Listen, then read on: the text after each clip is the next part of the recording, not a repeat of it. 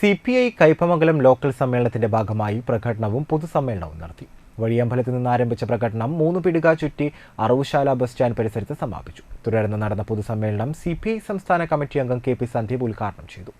MD Suresh അധ്യക്ഷത വഹിച്ചു. CPI മണ്ഡലം secretary TP Raghunath, assistant secretary advocate AD Sudarshan, CPI local committee secretary ER Joshi, assistant secretary PK Rahim എന്നിവർ സംസാരിച്ചു.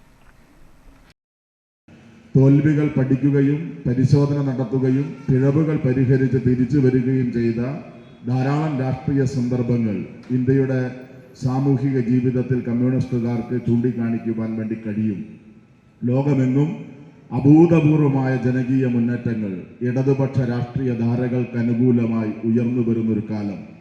ലോകമെങ്ങുമുള്ള സാമ്രാജ്യത്വ വിരുദ്ധ പോരാളികൾ, മൂലധന ശക്തികളുടെ ചൂഷണത്തിനെതിരായ പോരാളികൾ കമ്മ്യൂണിസ്റ്റ് പ്രസ്ഥാനത്തിൻ്റെ സാന്നിധ്യത്തെ എല്ലാ ഭൂഖണ്ഡങ്ങളിലും ആഗ്രഹിക്കുന്ന കാലമാണ്. ഇപ്പോൾ നിങ്ങൾക്കറിയാം, അമേരിക്കയുടെ പ്രസിഡന്റായി ഡൊണാൾഡ് ട്രംപ് ഈ കാലഘട്ടത്തിലാണ് തെരഞ്ഞെടുക്കപ്പെട്ടത്.